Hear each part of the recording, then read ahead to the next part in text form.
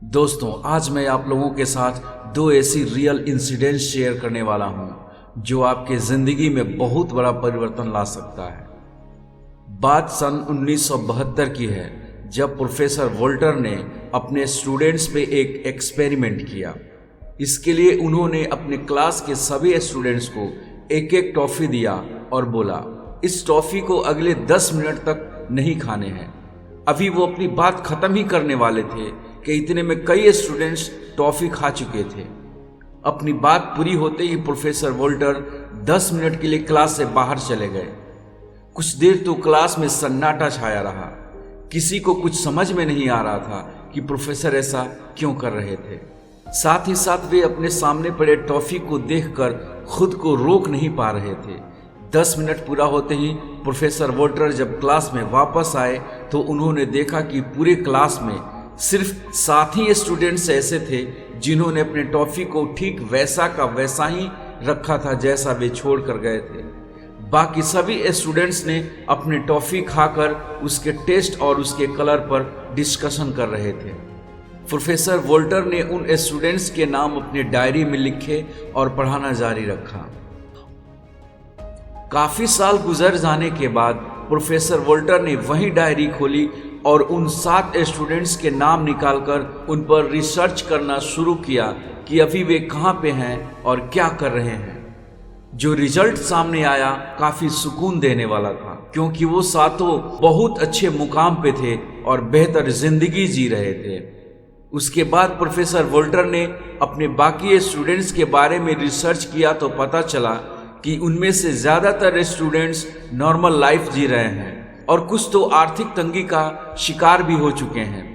दोस्तों, इस रिसर्च का निष्कर्ष निकालते हुए प्रोफेसर वोल्टर ने कहा था, जो इंसान 10 मिनट तक पेशेंस नहीं रख सकता वो जिंदगी में कुछ नहीं कर सकता। और आपको जानकारी के लिए बता दूं कि इस एक्सपेरिमेंट का नाम था मार्शमेलो थ्योरी, क्योंकि जो टॉफ़ी प्रोफेसर वोल्टर ने अपने स्टूडेंट्स को दिया था उस टॉफ़ी का नाम था मार्शमेलो। इस तरह इस एक्सपेरिमेंट से हमें सीख मिलती है कि ज़िंदगी में अगर हमें कुछ बनना है या हमें कुछ पाना है तो हमारे अंदर पेशेंस का होना बहुत ज़रूरी है। दोस्तों, दुनिया में जितने भी सक्सेसफुल लोग हैं उनमें ये खूबी पाई जाती है, क्योंकि यह खूबी इंसान की बर्दाश्त करने की ताकत को बढ़ाती है, जिसके रहते इंसान कठिन से कठिन परिस्थितियों में भी निराश नहीं होता। आज की हमारी दूसरी कहानी है नेल्सन मंडेला की। 27 साल जेल में रहने वाले नेल्सन मंडेला जब अफ्रीका के राष्ट्रपति बने तो वे एक बार अपने सुरक्षा कर्मियों के साथ रेस्टोरेंट में खाना खाने गए।